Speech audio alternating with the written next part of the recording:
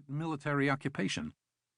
On the Korean Peninsula, in China and Taiwan, questions arising from the conflict remain unresolved. It has always been a stretch to lump together all the wars on the globe between the Japanese invasion of Manchuria in September 1931 and Japan's final capitulation in September 1945, as many historians are now conceding. Victor Davis Hanson's recent general history, The Second World Wars, illustrates the point, as does Anthony Beevor when he opens his own history, The Second World War, by conceding that it was an amalgamation of conflicts. It is even more of a stretch to blame them all on one man, a man who was not even in power in Germany when the Manchurian conflict erupted, and who had been dead for 4 months when Japan surrendered.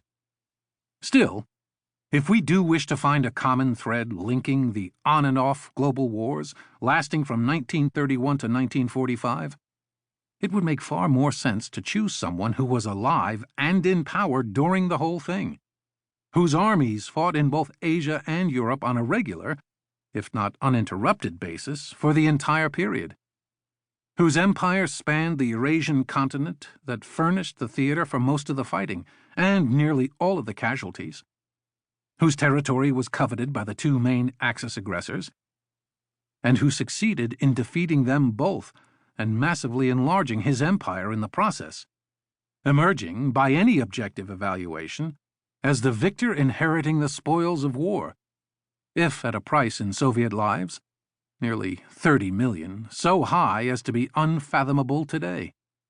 In all these ways, it was not Hitler's, but Stalin's war.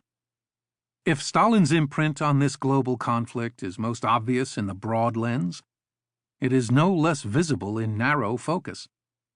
The Japanese incursion into Manchuria in September 1931 was an escalation in a long-running struggle with Russia, first Tsarist, then Soviet, over control of Manchuria and its key ports and railways. Stalin had deployed 100,000 troops in Manchuria as recently as 1929 to secure the main railway lines, and would maintain troops on and sometimes inside the borders of occupied Japanese Manchukuo, all the way until August 1945, when Soviet troops invaded Manchuria and expelled Japan for good. Even in the critical days of late August and early September 1939, Stalin was driving events. It is widely known that the Molotov-Ribbentrop Pact of August 23 gave Hitler a free hand to invade Poland without fear of hostile Soviet intervention. It is less commonly known that the Germans were expecting the Red Army to invade Poland simultaneously to claim Stalin's share of the country, or that Stalin's share was larger than the Germans. Instead, Stalin waited until Poland's armies had been destroyed before authorizing the Red Army to move in, even then denying that the USSR was at war with Poland to escape the odium of being Hitler's co-belligerent. Nor was the resulting partition of Poland Hitler's idea.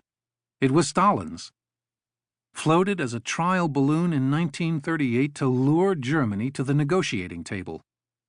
The European war that broke out in September 1939, pitting Britain, France, and Poland against Germany, with the USSR claiming to be neutral, did not have Hitler's planned or desired lineup of belligerents. He had sincerely believed that France and Britain would back down, as they had done when he had confronted them over Czechoslovakia. Nor did this war serve genuine French or British interests, as was made clear both in the dilatory approach to fighting it these powers took, which left Poland alone on the battlefield in 1939, and in the final reckoning 6 years later, which left the French and British empires in ruins and Poland under Soviet domination. But it was precisely the war Stalin wanted, even if, owing to German operational élan and Western ineptitude, it did not turn into an indecisive war of attrition, bleeding both sides equally, as in 1914 through 1918, that the Soviet dictator would have preferred to see. To argue this, as I do in the audiobook that follows, is not mere speculation. Stalin's dialectical view of Soviet foreign policy